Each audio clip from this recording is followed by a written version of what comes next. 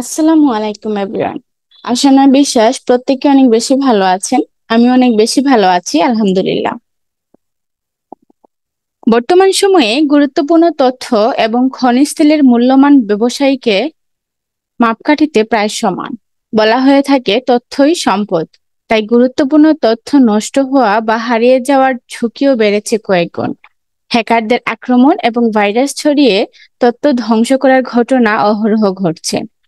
এছাড়াও গুরুত্বপূর্ণ তথ্যসহ কোনো হার্ড ডিস্ক বা পেন ড্রাইভ হারিয়ে গেলে পড়তে হয় মহাবিপদে। এসব ঝুঁকি ও সমস্যার সমাধানে ক্লাউড স্টোরেজ বেশ জনপ্রিয় হয়ে উঠেছে। হার্ড ড্রাইভবিহীন তথ্য সংরক্ষণ সুবিধার পাশাপাশি এতে পাওয়া যায় কয়েক স্তরের নিরাপত্তা। তাছাড়া যে কোনো স্থানে প্রবেশযোগ্য বিধায় আলাদা ডিভাইস বহন করতে হয় না। বেশ কিছু প্রতিষ্ঠান ক্লাউড স্টোরেজ সেবা দিয়ে থাকে, তার মধ্যে গুগল ড্রাইভ অন্যতম। আজকের ভিডিওটি আমি মূলত সাজিয়েছি জনপ্রিয় এই ক্লাউড স্টোরেজ সেবাটিকে নিয়ে, যেখানে বিস্তারিত কিছু তথ্য তুলে ধরা হবে। তো আসুন জেনে নেওয়া যাক যে গুগল ড্রাইভ কি। গুগল ড্রাইভ হচ্ছে একটি অনলাইন ভিত্তিক নথিপত্র সংরক্ষণ ও আদান প্রদান সেবা, যেটি ক্লাউড স্টোরেজ নামেও পরিচিত।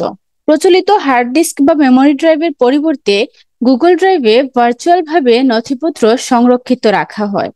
ফলে পৃথিবীর যে কোনো স্থান থেকে আপনি এতে সহজেই প্রবেশ করতে পারবেন, কাজ করতে পারবেন বা প্রয়োজনীয় নথিপত্র কাউকে পাঠাতেও পারবেন। তো আসুন দেরি না করে আমরা মূল ভিডিওতে চলে যাই। তো গুগল ড্রাইভ ইউজ করার জন্য আপনাকে অবশ্যই আপনার কম্পিউটার, ল্যাপটপ বা মোবাইল বলেন, সেখানে আপনার অবশ্যই একটা জিমেইল অ্যাকাউন্ট থাকতে হবে। আমি আমার পূর্বের ভিডিওতে জিমেইল অ্যাকাউন্ট কিভাবে ক্রিয়েট করতে হয় সেটা দেখিয়েছিলাম। তো প্রথমে আমরা একটা ক্রোম ব্রাউজারে যাব। ক্রোম ব্রাউজারে যাওয়ার পরে তারপরে হচ্ছে এই যে ডান পাশে আমাদের 9 ডট একটা বার আছে, আমরা এই 9 ডটে ক্লিক করব। তারপরে এইখান থেকে দেখেন হচ্ছে গিয়ে এখানে ড্রাইভ লেখা আছে, আমরা ড্রাইভে ক্লিক করে ড্রাইভে চলে যাব। অথবা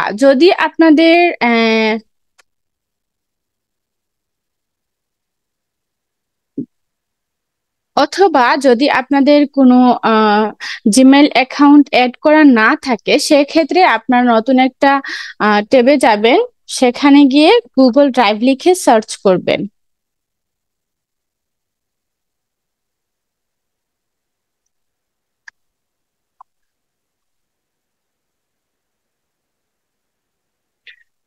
তারপরে এই যে এখানে personal cloud storage and file sharing platform Google, এটাতে ক্লিক করবেন। তারপরে এখানে try drive for work, go to ড্রাইভে ক্লিক করবেন।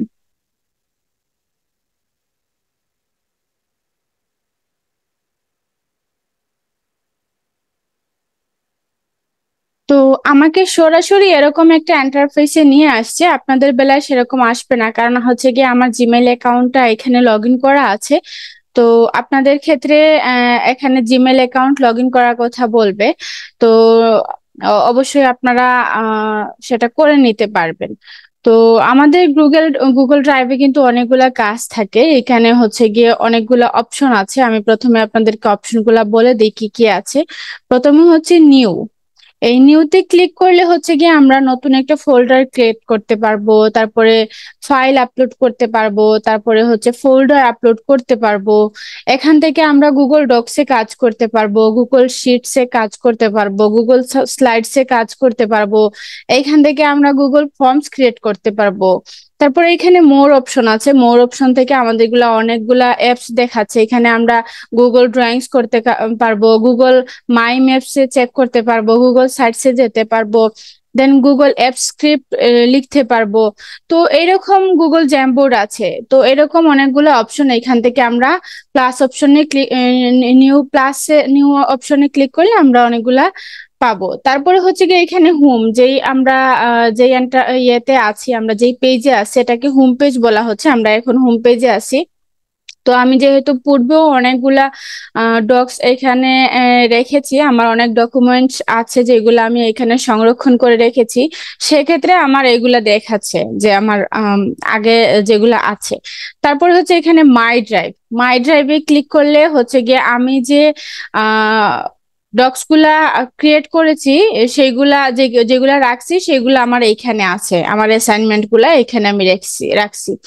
তারপরে হচ্ছে কম্পিউটার, তারপরে হচ্ছে শেয়ার উইথ মি হচ্ছে গিয়ে যদি অন্যরা আমাদের সাথে ডক্স গুলা যে শেয়ার করবে, তো সেই ডক্স গুলা আমরা আসলে কিভাবে সেই ফাইলস গুলা আমরা আসলে কিভাবে দেখতে পারবো, অন্যরা যেই ফাইলস গুলো আমাদের সাথে শেয়ার করবে সেগুলো আমরা শেয়ার উইথ মিতে দেখতে পারবো। তারপরে হচ্ছে রিসেন্ট, মানে আপনি রিসেন্ট কোন কাজটি করেছেন। অনেক সময় দেখা যায় না, আমরা 100 200 300 ফাইলস এখানে আপলোড করে রাখলাম, কিন্তু আমাদের খুঁজতে অসুবিধা হচ্ছে, তো আমরা রিসেন্ট যেগুলা মানে করেছি তো সেগুলা আমি এখানে ক্লিক করলে পাবো। তারপর হচ্ছে স্টার্টেড, তারপর হচ্ছে স্প্যাম। আমাদের এখানে অনেক স্প্যাম থাকে, যে স্প্যাম যেগুলা থাকবে, তো এই স্প্যাম গুলা এখানে এসে জমা হয়ে যাবে। এখানে আছে ট্রাশ বলতে গিয়ে আমরা যদি কোনো ফাইল ডিলিট করে ফেলি, তো সেই ফাইলটা 30 দিন পর্যন্ত এখানে জমা থাকবে।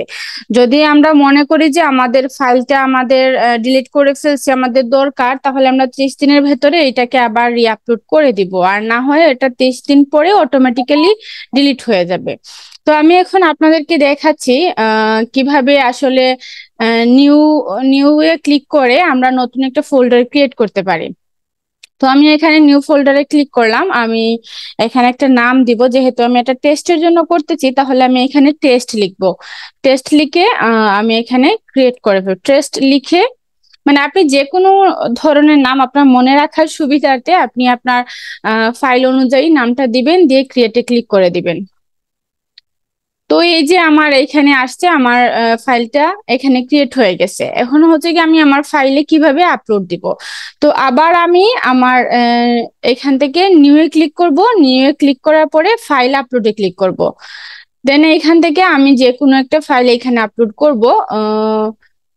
মনে করুন আমি এখান থেকে একটা ব্যানার ডিজাইন করেছিলাম, আমি এই ব্যানারটা এখানে আপলোড করব।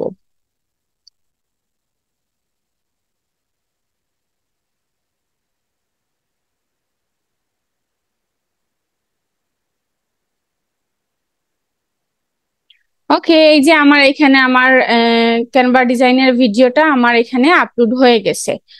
তো আপলোড হয়ে গেছে এখানে। তো এইভাবেই আপনি নিউ এ ক্লিক করে আপনি ফোল্ডার ক্রিয়েট করবেন, নিউ এ ক্লিক করে আপনি ফাইল আপলোড করবেন। তারপরে হচ্ছে গিয়ে আপনি যে কোনো ফোল্ডারও কিন্তু এখানে আপলোড করতে পারবেন। তো মূলত এই ছিল আমাদের আজকের ভিডিও। যদি ভালো লেগে থাকে তাহলে অবশ্যই একটা সাবস্ক্রাইব করবেন, একটা কমেন্ট করবেন, আর ভিডিওটা অবশ্যই শেয়ার করে দিবেন অন্যদেরকে দেখার জন্য। তো সবাই ভালো থাকবেন, সুস্থ থাকবেন। সবাইকে অনেক অনেক বেশি ধন্যবাদ। আসসালামু আলাইকুম।